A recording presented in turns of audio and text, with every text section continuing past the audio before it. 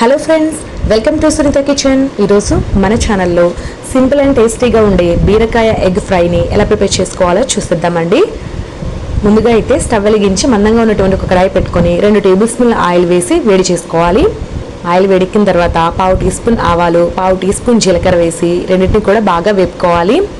ఇవి బాగా వేగి చిట్పట్లాడేటప్పుడు ఇందులోకి 2 మీడియం సైజు ఉల్లిపాయల్ని చిన్న ముక్కలుగా కట్ చేసి వేసుకోండి. మనం ఎగ్ బుజ్జి చేసుకునేటప్పుడు ఉల్లిపాయల్ని ఏ విధంగా అయితే కట్ చేసుకుంటామో ఆ విధంగా కట్ చేసుకోవాలి.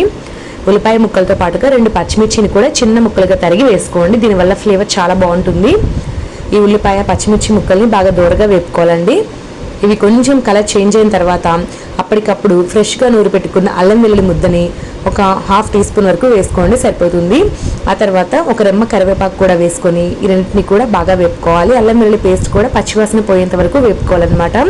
ఆ తర్వాత ఒక మీడియం సైజ్ బీరకాయని తీసుకొని చెక్కు తీసేసి ఈ విధంగా ముక్కలుగా కట్ చేసి వేసుకోవాలి. చిన్న ముక్కలుగా కట్ చేసుకోండి, బీరకాయ ముక్కలు చాలా ఫాస్ట్గా ఉడికిపోతాయి.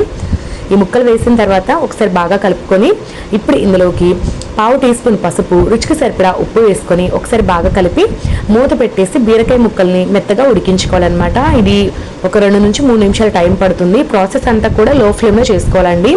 అప్పుడే బీరకాయ ముక్కలు బాగా సాఫ్ట్గా ఉడికిపోతాయి.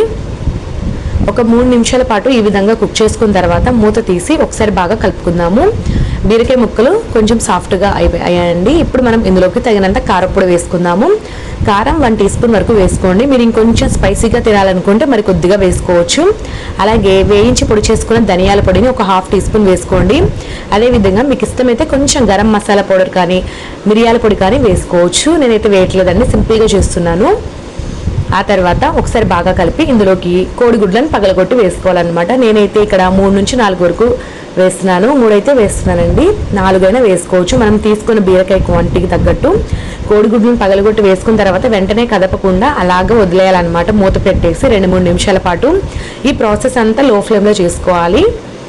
ఒక 3 నిమిషాల తర్వాత మనము కోడిగుడ్డుని ఇలా కలిపినట్లయితే ఇది చక్కగా ఉడికిపోయి ఉంటుంది అనమాట. మరి మెత్తగా అంటే చిన్న చిన్న ముక్కలుగా చేసుకోకండి, ఇలా పైన కలుపుతూ ఫ్రై చేసుకోవాలి.